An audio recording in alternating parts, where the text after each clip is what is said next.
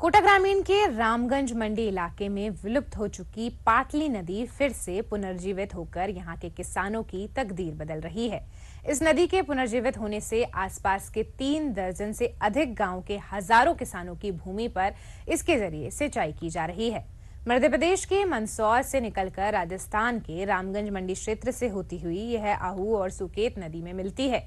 यह नदी लंबे समय से विलुप्त हो गई थी, जिसे शिक्षा मंत्री मदन दिलावर के प्रयासों से फिर से पुनर्जीवित किया गया।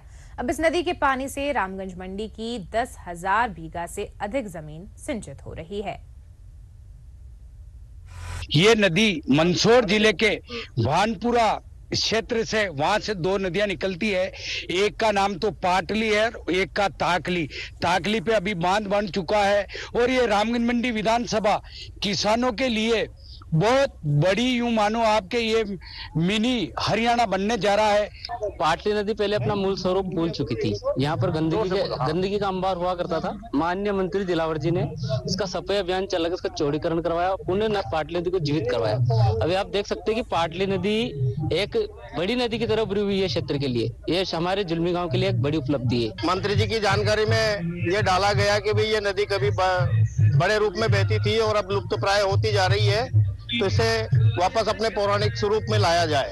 तो उन्होंने हमारी बात को स्वीकार किया और उसे पौराणिक स्वरूप में लाने के लिए राज्य सरकार से खुद ने व्यक्तिगत रूप से इंटरेस्ट लेकर इसमें 5 करोड़ रुपए स्वीकृत कराए। जो कोटा स्टोन का मलबा था इसमें भर दिया गया था, लेकिन माननीय मंत्री जी मदन जी दिलावर जी ने एक भागीरथी प्रयास करके इसको साफ करवाई, सारा मलबा निकला है और निश्चित रूप से ये चलायमान होगी ये नदी। और इससे आगे जाके डैम से करीब 5 गांवों की जमीन इससे सिंचित होगी। तो निश्चित रूप से जो अनइरिगेटेड गांव थे उनको एक नई सिंचाई के लिए पानी उपलब्ध